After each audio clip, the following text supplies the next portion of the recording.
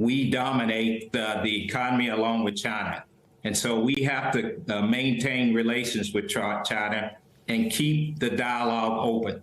So I think sanctions and things of that nature will come into play, but I do not see anything military, U.S.-China related.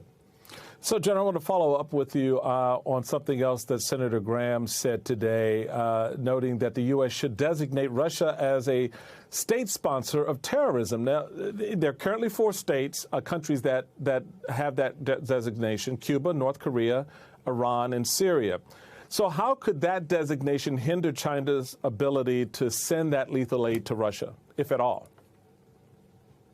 Well, I don't think it will hinder, to be quite honest with you. We're seeing countries like Iran, they're providing drones to Russia. We're seeing North Korea, they're providing artillery rounds to Russia.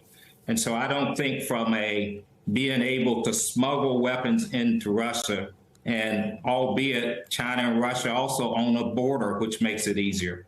And so I think in terms of trying to apply some type of pressure to prevent them from providing weapons to to Russia, I think that's going to be very difficult. So, Rick, here we go again. We've got Republicans out there who are just, giving all their support to authoritarian leaders around the globe, like Putin and Hungary's Viktor Orban. What is your sense of where this fangirling comes from? Because this is not out of the Reagan wing of the party where you and I hail from. Right. So what the hell is going on with these people? Well, look, I mean, I think that there is the authoritarian movement that has taken over what was the Republican Party. They fangirl over any strongman figure. They fangirl over anyone who they think is a strong daddy, and they like that at a weird psychological level that puts aside the good of the international order or American national security. They flock to the banner of anybody who is the anti-small d democratic player anywhere on the world stage.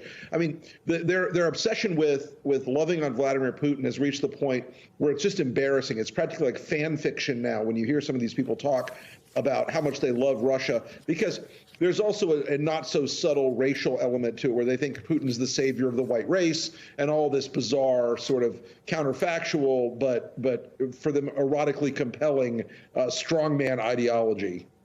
So, Rick, there's something as we kind of get ready to wind up here to note and pay attention to. New polling is showing that American support for Ukraine aid has actually decreased. 48% say they support the U.S. providing weapons to Ukraine, down from 60% last May. So what's your sense of how this war plays into the America First narratives we can see from the right as we approach the 2024 cycle?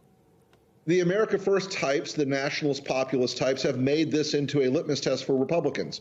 And since they live in their own weird media ecosystem, they think that Ukraine is all full of and I say this with all the eye roll that it's intended to have. They think Ukraine is full of Jewish Nazis. They think Ukraine is full of child molesters. They think Ukraine is some sort of dark, evil force, and that Vladimir Putin's just a misunderstood guy.